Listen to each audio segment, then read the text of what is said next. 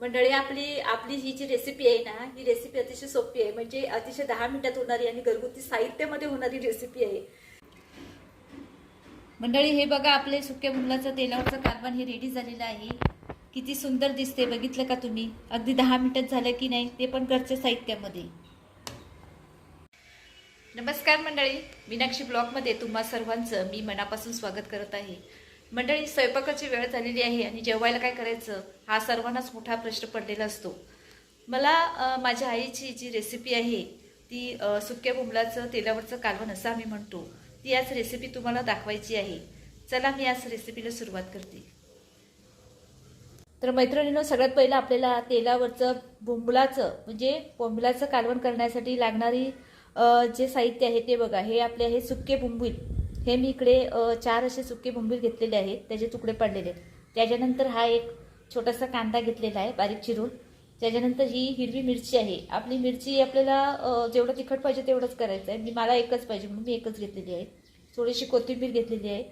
हा 4-5 कांदे म्हणजे 4-5 तुकडे लसणाचे घेतलेले आहे. त्याचे 2 असे बारीक बारीक चॉप केलेले आहे. हे छोटंसं टोमॅटो घेतलेलं आहे, ते पण बारीक चॉप करून घेतलेलं आहे. हा थोडासा कढीपत्ता घेतलेला आहे. आणि आपल्याला कालवण म्हटल्यानंतर चिंच येणार आहे, त्यामुळे आपण जास्त चिंच घ्यायची नाही आहे. ही थोडीशी अशी चिंच मी घेतलेली आहे. चला सुरुवात करूया. आपण गॅस लावूया, याच्यावर पातेलं ठेवूया.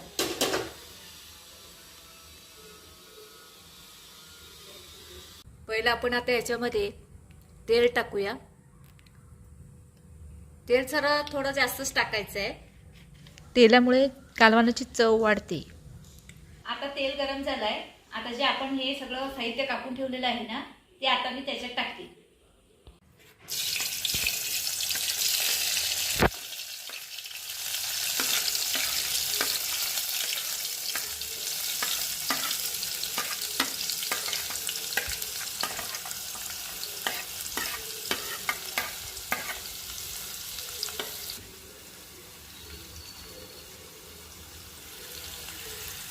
आता ह्याच्यामध्ये आपला जो मसाला आहे तो टाकायचा आहे. आता मी याच्यामध्ये 1 चमची एवढा मसाला टाकलेला आहे.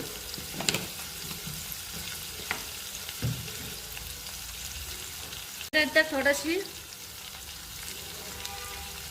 थोडीशी हळद म्हणजे किंचितची हळद टाकायची आहे.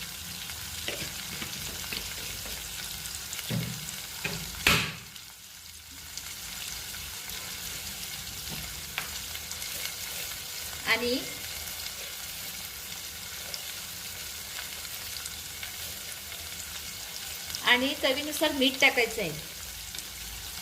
मीठ आपल्याला नंतर कमी जास्त देखील करता येणार आहे.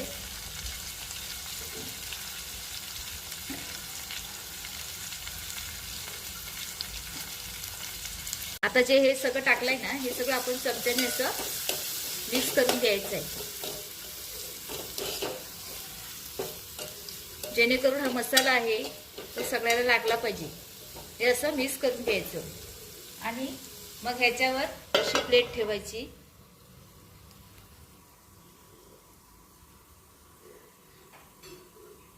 सगळं सामान त्याच्यात टाकलेलं आहे, पण आपल्याला बोंबलाचं तेलावरचं कालवण आहे. मग कालवणासाठी आपण ही जी चिंच घेतली होती ना, ह्याचं आपण असं कालवण रेडी करून ठेवायचं. हे बघा हे कालवण किती पातळ आहे. हे असं त्याचं असं झालं पाहिजे, जे एवढं पातळ आपल्याला कालवण पाहिजे, जास्ती जाड करायचं नाहीये. आता हे कालवण आहे ना, हे असं या प्लेटवर टाकायचं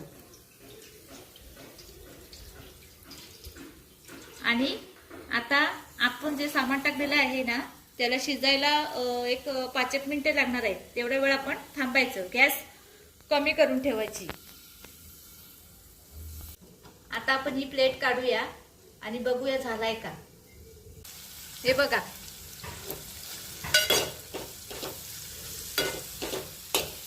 कांदा वगैरे शिजलेला आहे. कांदा, टोमॅटो जे काही आपण साहित्य घातलेले आहे ना, ते सर्व शिजलेलं दिसते. किती सुंदर दिसते बघा. आता हे जे आपलं प्लेटमध्ये आपण कालवण वरती ठेवलेलं ना, ते गरम झालेलं आहे. आता ते गरम कालवण याच्यात टाकूया आणि गॅस फास्ट करूया. आता त्याच्यावर आपण जी प्लेट पहिली दिली होती ना, आता द्यायची नाहीये. आता प्लेट द्यायची काहीच गरज नाही. आता एक उकाळीची वाट बघूया. मंडळी, आता आपली रेसिपी ऑलमोस्ट होतच आली आहे. या रेसिपीला फक्त जास्तीत जास्त किती मला वाटतं एक 10-1 मिनिटे लागतात आणि ही रेसिपी करायला खूपच सोपी आहे. आपल्या घरामध्ये जे साहित्य आहे ना, त्या साहित्यामध्ये ती पटकन होऊन जाते. त्याच्यामुळे आपल्याला बरं वाटते. कधी कधी आपल्याकडे काही नसलं ना, माझंच मी सांगते, माझ्याकडे काही जेवायला काही नसलं ना, मग मी काय करते, माझ्याकडे जे हे साहित्य आहे ना, हे साहित्यामध्ये मी ही माझ्या आईची जी रेसिपी आहे, ही माझ्या आईची रेसिपी आहे, ती अशी मी रेसिपी करते. आणि ही बघा मंडळी, आपली जे आपण सुक्या मुलाचं तेलावरचं कालवण आमच्या भाषेमध्ये, ते बघा, त्याला उकळी आलेली आहे आणि ते ऑलमोस्ट शिजलेलं आहे. हे बघा, खूपच सुंदर दिसते ना. याला आणखीन आपण मला वाटते एक मला वाटते थोडा वेळ 5-1 मिनिटे आपण शिजून देऊया.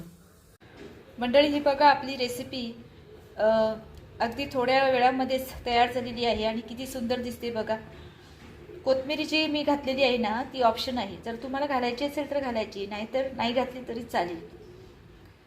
याचा वास संपूर्ण घरात पसरलेला आहे. खूप सोपी अशी सिंपल अशी रेसिपी होती. मंडळी, ही जी रेसिपी आहे ती अतिशय सोपी आहे. तुम्ही देखील नक्की ट्राय करू शकता. जर तुम्हाला हा व्हिडिओ आवडला असेल तर नक्कीच लाईक करा, शेअर करा, कमेंट्स करा आणि हो, चॅनलला सबस्क्राईब नक्की करा. भेटूया पुन्हा एकदा एका नवीन व्हिडिओमध्ये. तोपर्यंत धन्यवाद.